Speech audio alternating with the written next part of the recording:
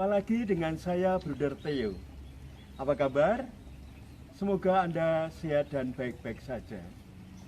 Saudari dan saudara sekalian, kali ini saya ingin berbagi inspirasi atau motivasi yang berkaitan dengan mengejar impian, mengejar cita-cita.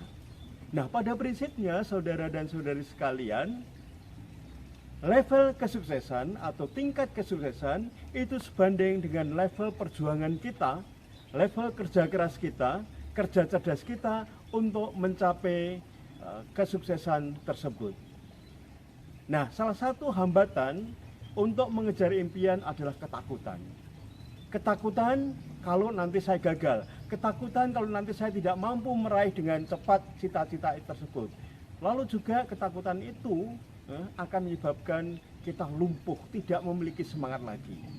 Nah, namun sebaliknya, kalau kita punya percaya diri, keyakinan bahwa kita bisa mengejar impian tersebut, maka kita akan memperoleh kesuksesan dengan cepat dan juga dengan kualitas yang memuaskan. Nah, saudara dan saudari sekalian, kebetulan kali ini saya berjumpa dengan saudara saya, Bruder Wens, yang baru saja menyelesaikan studinya master di Roma. Nah, saya akan bertanya, jawab sepintas, sekilas tentang mengejar impian yang dialami oleh Bruder Wensi. Silakan untuk menikmati. Terima kasih Bruder sharingnya. Nah, kali ini saya ingin bertanya pada Bruder, kira-kira kiat-kiat apa ya Bruder untuk mencapai impian tersebut? Baik, Der, ini saya sharing sejauh apa yang saya alami. Tentu yang pertama kita harus yakin dengan apa tugas yang diberikan. Kalau saya dimanapun, apapun tugas yang saya berikan, saya pernah menulis di majalah rohani. Waktu itu diminta oleh Pater Jesuit. Ya. Judul tulisan saya di majalah rohani itu Perutusan Studi itu sebagai sebuah rahmat.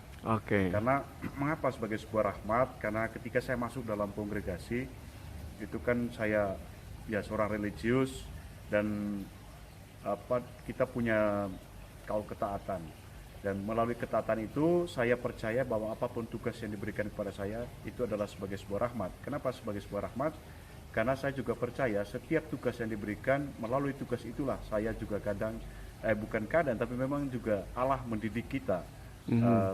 Ya itu juga tugas, tetapi juga sarana untuk membentuk diri saya, memformat panggilan saya. Yeah. Lalu harus yakin dengan itu, lihat sebagai sebuah anugerah. Yang kedua adalah strategi. Tentu masing-masing kita itu punya kebiasaan, punya hal-hal yang baik, yang nyaman, yang bagaimana bisa mengejar impian. Setiap orang saya rasa punya caranya masing-masing. Apalagi misalnya contoh dalam hal belajar.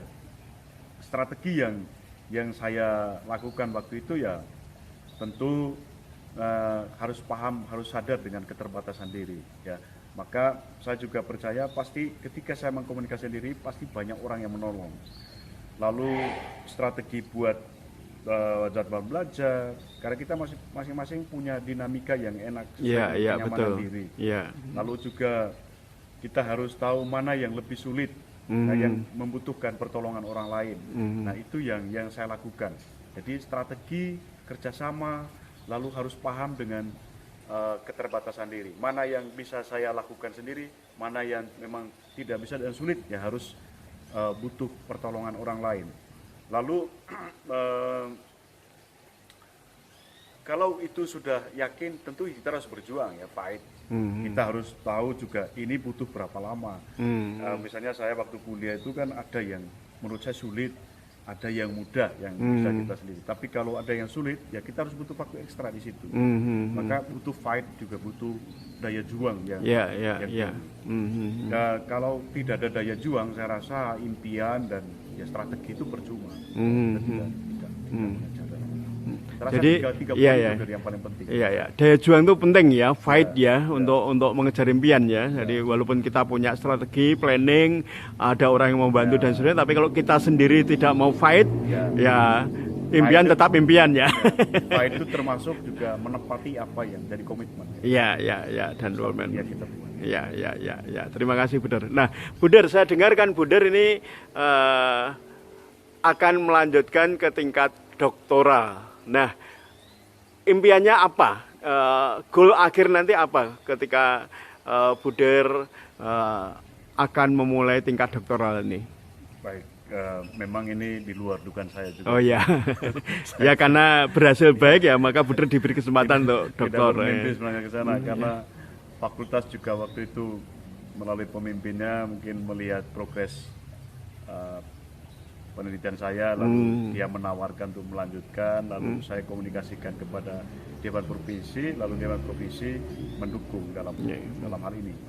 Tentu sama seperti apa yang saya sampaikan tadi, karena studi saya ini kan untuk kongregasi, untuk perkembangan kongregasi ke depan, kan kita saling membangun ya satu sama lain semua anggota tarekat. Dan ranah studi saya ini kan lebih ke spiritualitas.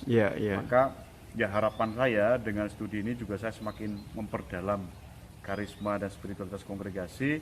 Lalu nanti saya harap juga studinya bisa tepat waktu, paling tidak butuh waktu lama.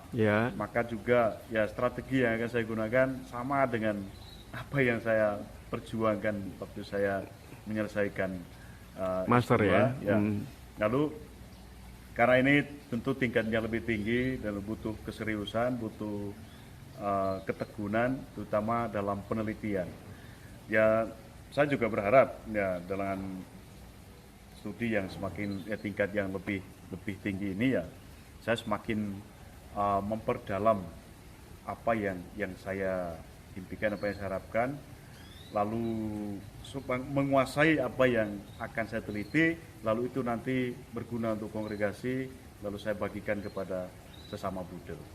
Dan impian yang lain juga yaitu tadi, ya tepat waktu, lalu karena kalau kita kuliahnya lama kan juga itu tadi, karena kuliah di luar Indonesia kita tahu butuh biaya besar ya, seperti di Indonesia. Ya itu ya juga yang selalu pertimbangkan, ya ekonomis, lalu juga ya maka waktu itu juga penting supaya waktu tidak terlalu lama ya, maka strategi tadi, lalu komitmen dan daya juang itu tentu sangat diperlukan.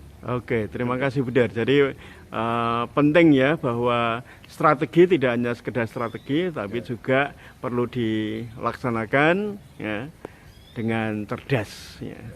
Oke, Buder, kira-kira ada kiat-kiat khusus untuk yang bisa disampaikan pada orang-orang muda ya, atau siapapun yang sedang studi, entah menempuh S1, S2 atau S3 dalam mengejar impian? Waktu saya tinggal di Italia, saya bertemu banyak dengan mahasiswa Indonesia di Milan ya. Saya ada teman Romo, memang dia juga tidak hanya studi di Roma, tapi dia punya waktu untuk mendampingi kaum muda, terutama mahasiswa-mahasiswi dari Indonesia, ada yang dari Jakarta, dari Surabaya, ada saya kenal beberapa orang. Dan ketika saya komunikasi dengan mereka juga dapat beasiswa. Dan sekarang peluang untuk itu sebenarnya sudah sangat mudah ya. Cuma memang itu tadi menurut saya ada kemauan untuk studi. Kalau memang kita persiapkan masa depan dengan baik, ya saya rasa semua ada jalan, dan yang penting kita punya niat baik dan punya komitmen tadi agar persiapan masa tidak hanya untuk diri saya sendiri, persiapan untuk masa depan, tapi juga ada kontribusi yang saya berikan untuk kalau kaum muda ya untuk gereja, ya untuk dunia ini. Oke, terima kasih Der. Sukses untuk studi lanjut Buder dan nikmati liburan sambil mempersiapkan diri untuk nanti menempuh tingkat doktoral. Terima kasih Der. Sama-sama Der.